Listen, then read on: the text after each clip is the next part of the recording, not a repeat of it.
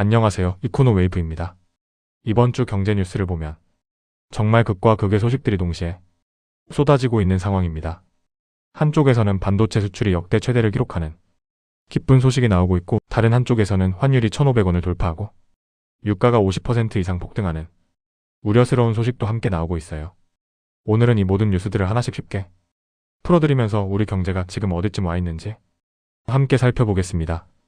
처음 접하시는 분들도 충분히 이해하실 수 있도록 최대한 쉽게 설명해 드릴게요. 1부에서는 환율 1,500원 돌파, 우리 생활에 어떤 영향이 오나? 입니다. 이번 주 가장 눈에 띄는 경제 뉴스 중 하나가 바로 원달러 환율의 1,500원대 돌파입니다.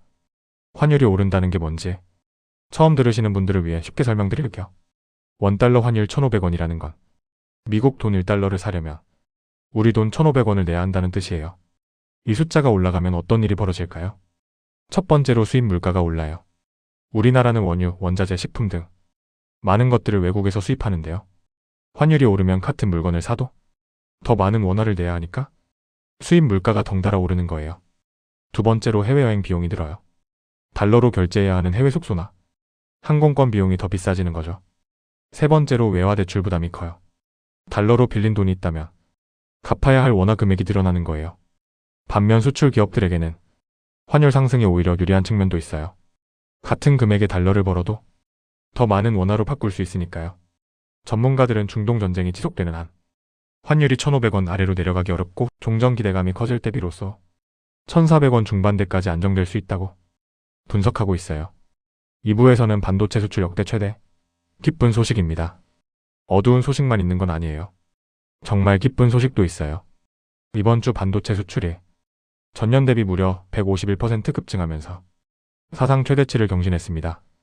반도체 수출이 이렇게 폭발적으로 늘어난 건 전 세계적인 AI 붐 때문이에요. AI 서버, 데이터 센터를 만들려면 고성능 반도체가 엄청나게 필요하거든요.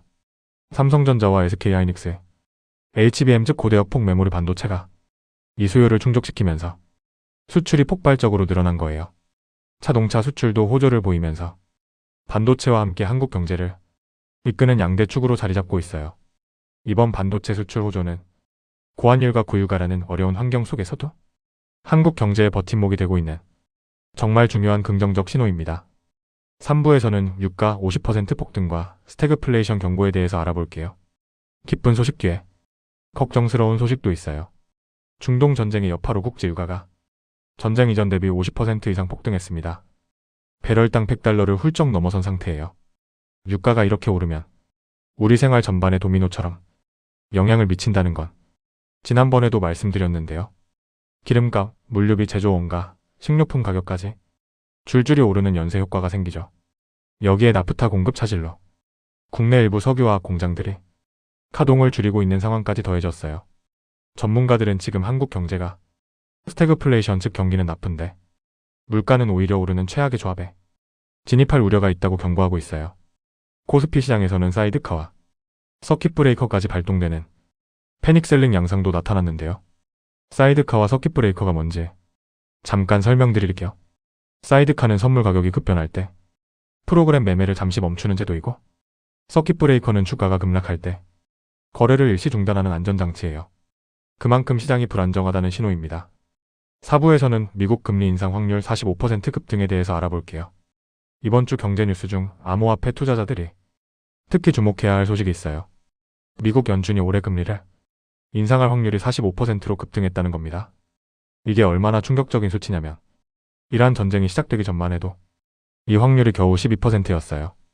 그런데 전쟁과 유가 급등으로 인한 인플레이션 우려가 커지면서 불과 몇 달 만에 45%까지 치솟은 거예요. 원래 시장은 연준이 금리를 올해 한두 번 내릴 것으로 기대하고 있었는데요. 이제 금리를 동결하는 것도 모자라 오히려 올릴 수도 있다는 시나리오가 현실로 다가오고 있는 거예요. 금리가 오르면 어떤 일이 생기냐고요? 대출 이자 부담이 더 커지고 달러가 더 강해지면서 환율이 오르고 주식과 암호화폐 같은 위험 자산은 더 눌리게 되는 최악의 시나리오입니다. 이 부분을 꼭 기억해 두시고 앞으로 연준 발언과 인플레이션 데이터를 주의 깊게 모니터링 하시기 바랍니다. 5부에서 중동 냉방 시즌, 고유가 언제까지일까? 중동 전쟁이 끝나더라도 고유가가 바로 해결되기 어렵다는 전망도 나오고 있어요. 바로 중동의 냉방 시즌 때문인데요. 4월에서 9월은 중동 지역이 극도로 더운 여름철이에요. 이 기간에는 중동 국가들이 자국 내 전력 수요를 충당하기 위해 석유 수출을 줄이는 경향이 있어요. 즉 전쟁이 끝나서 호르무즈 해협이 열린다 해도 냉방 수요로 인한 석유 수출 축소가 겹치면서 유가가 쉽게 내려오지 않을 수 있다는 거예요. 이 말은 고유가로 인한 물가 압력이 여름 내내 지속될 수 있다는 뜻입니다. 올 여름 생활비 부담이 상당할 수 있으니 미리 가계 지출 계획을 점검해 보시는 것도 좋을 것 같아요. 6부에서 한국 국채 WGBI 편입 기대감. 어두운 뉴스만 있는 건 아니에요. 이번 4월에 한 가지 기대되는 이슈가 있어요. 바로 한국 국채 WGBI 편입 문제인데요. WGBI가 뭔지 모르시는 분들을 위해 설명드릴게요. WGBI는 세계 국채 지수라고 하는 글로벌 채권 시장의 대표 지수예요. 쉽게 말하면 전 세계 주요 채권을 모아놓은 인덱스인데요. 한국 국채가 이 지수에 편입되면 전 세계 채권 펀드들이 자동으로 한국 국채를 사야 해요. 그만큼 대규모 외국인 자금이 한국 시장으로 유입되는 효과가 생기는 거예요. 이 자금이 실제로 들어오기 시작하면 원달러 환율이 안정되고 국내 증시에도 반등 기대감이 살아날 수 있어요. 4월 안에 실제 자금 유입이 시작되는지 꼭 주목해 보시기 바랍니다. 마무리는 이번 주 경제 핵심 체크리스트입니다. 오늘 내용을 한 번에 정리해 드릴게요. 이번 주 경제 뉴스 핵심은 크게 두 가지 흐름으로 나눌 수 있어요. 첫 번째 흐름은 위기 신호입니다.